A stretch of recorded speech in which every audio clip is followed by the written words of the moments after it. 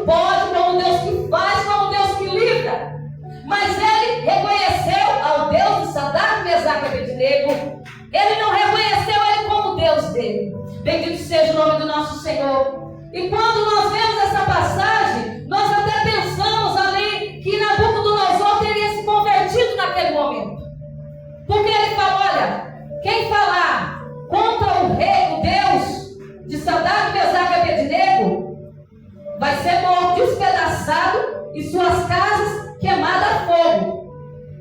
Aí a gente já até imagina, porque quando o rei se convertia naquele tempo, todo o seu reino também se convertia. Aí a gente já pensa, olha, ele se converteu.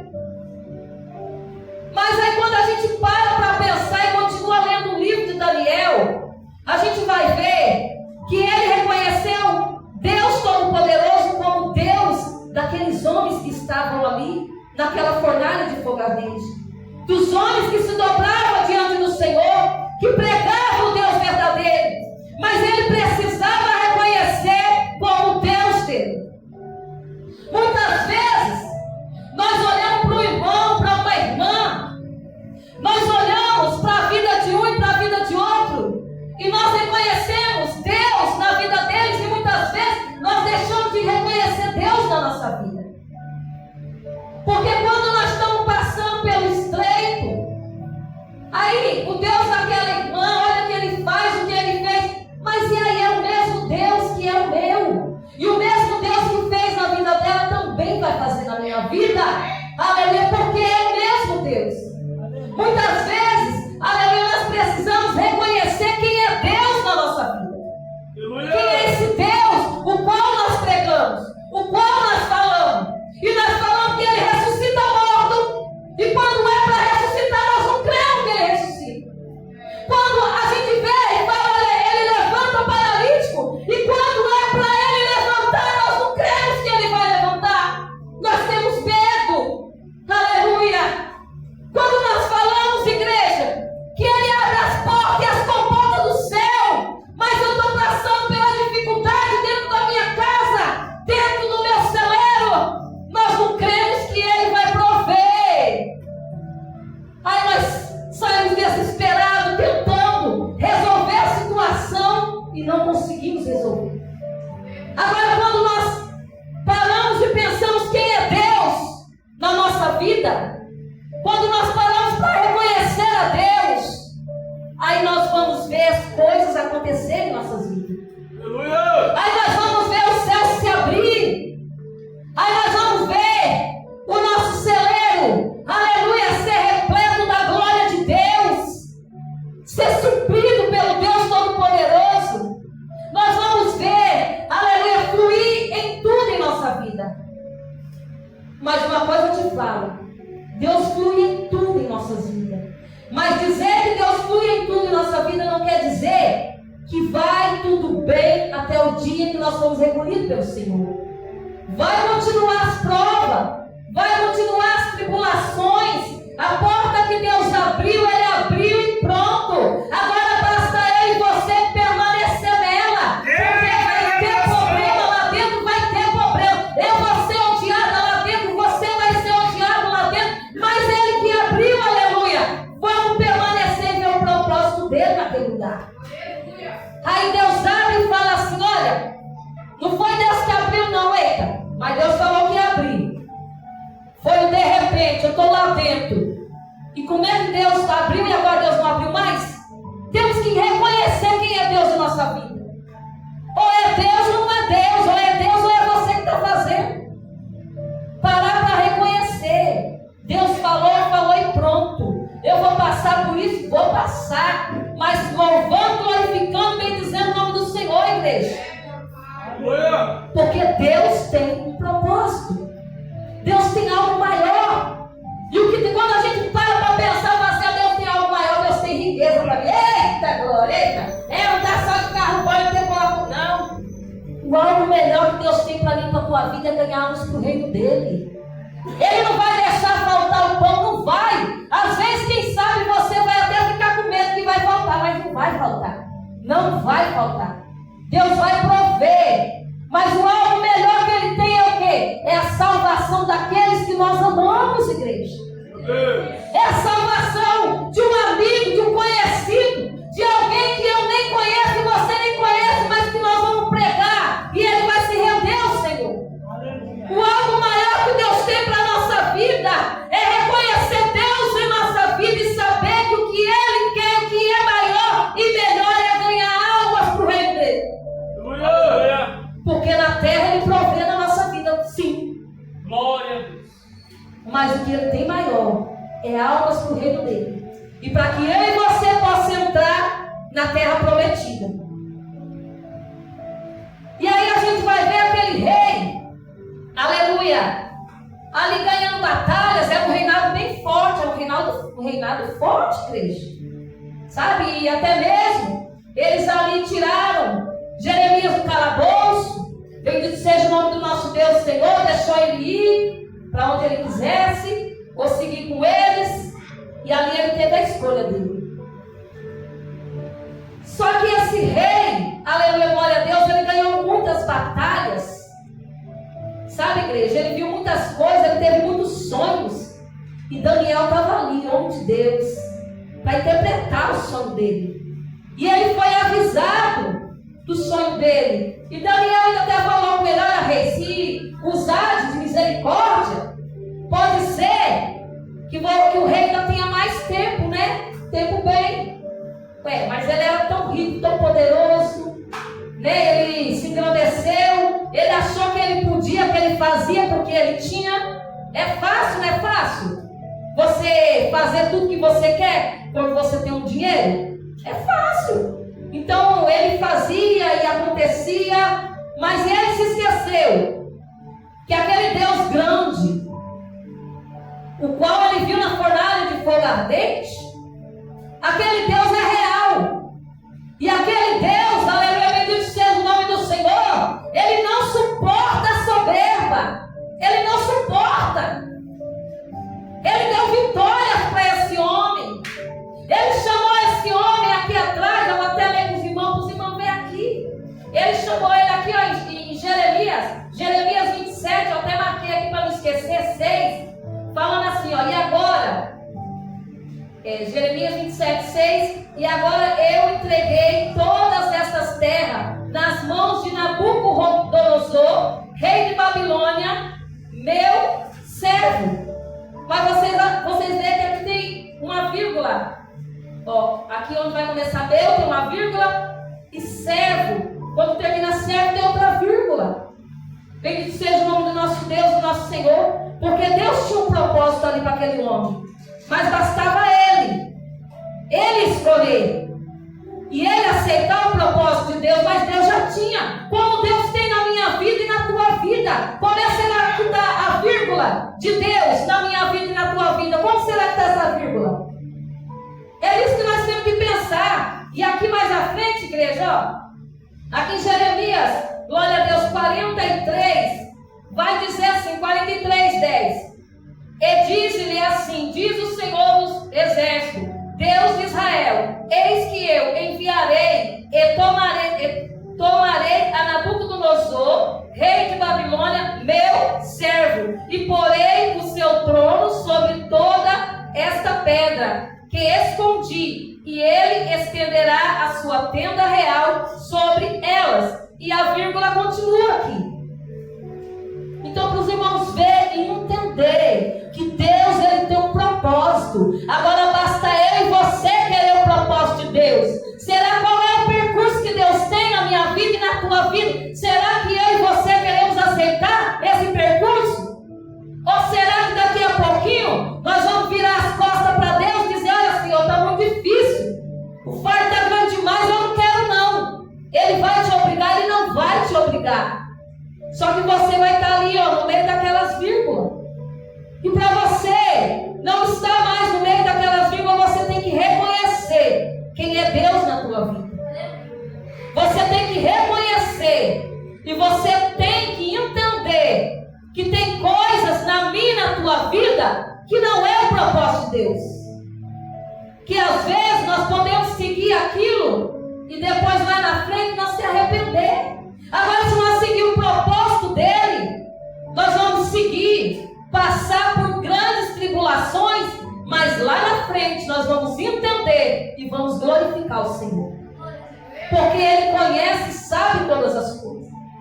E aí vai dizer a palavra do nosso Deus, do nosso Senhor, que aquele homem, aquele rei, aleluia, grande, com tanto dinheiro, tantos servos, tantos carros, tantos guerreiros, aleluia, ele foi comer ervas como os animais, ainda cresceu as unhas como de águia, penas, pelos como penas. Imagine, igreja, um rei numa situação dessa. Deus, ele abate o exaltado. E ele, aleluia, bendito seja o nome santo do Senhor, exalta o que está humilhado. Deus honra o que está humilhado. Não é que Deus vai pegar e vai colocar ali num palco e vai exaltar, não. Mas Deus exalta. Deus exalta com o quê? Às vezes alguém olha para você e não dá nada para você. Nada, mas você permanece, porque sabe quem Deus é na tua vida. E aí o que vai acontecer? Um dia aquela pessoa vai olhar para você e vai ver Deus na tua vida. E vai até pedir oração para você. Então assim Deus vai exaltando. Assim Deus vai abençoando. Porque você merece, não, porque Ele é Deus. Aleluia! E aí quem sabe fala assim, missionário, mas essa palavra para mim, eu digo assim, igreja, essa palavra é para mim. Ela é para mim. E para quem quiser ouvir. Aleluia! Porque a palavra diz, ouça o que o Espírito diz à igreja. O tempo está chegando, Jesus está voltando. Não há mais tempo de dizer, Deus vai prosperar, Deus vai te dar carro, vai te dar casa. Eita, estou vendo Deus mexendo na tua conta. Eita! Pode mexer mesmo, Deus vai tocar o teu coração. Doa lá para quem lá está precisando, amém? Eita, agora. Não é tempo disso mais, igreja. Deus tem tudo isso para nós. Ele tem, que Ele sabe que nós precisamos. Mas o que Ele mais quer é que eu e você reconheça quem é Ele na nossa vida.